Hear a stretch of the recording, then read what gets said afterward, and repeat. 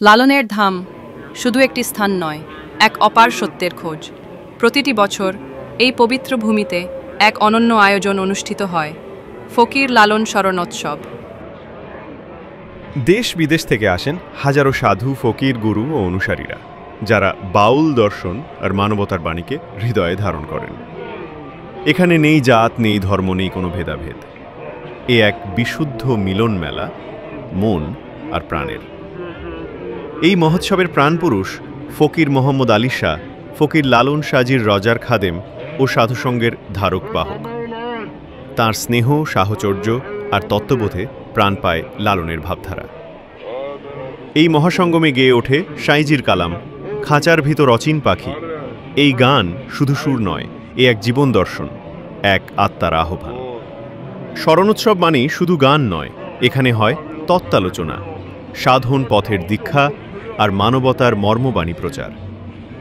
নতুন প্রজন্মকে শেখানো হয় কিভাবে লালনের মতো করে মানুষকে ভালোবাসতে হয়।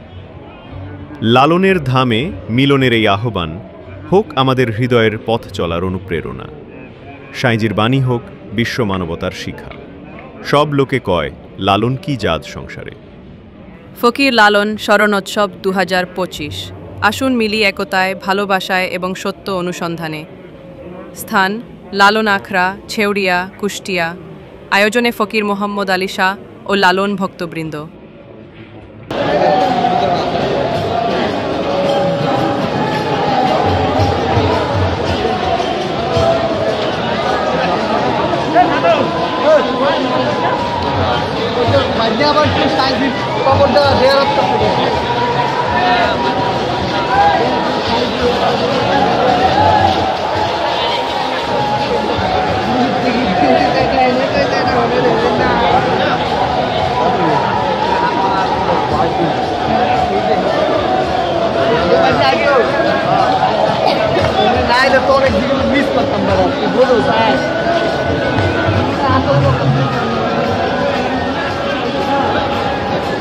ধরা দিয়ে আসবা আর এক বান্ডিল আগরবাতি বাইকে রাখবে, ধরা দিয়ে আসবে।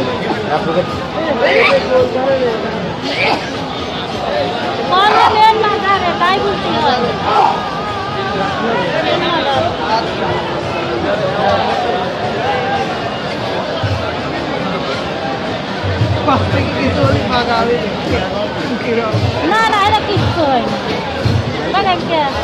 আমরা 6 বছর আর কেউ আসতে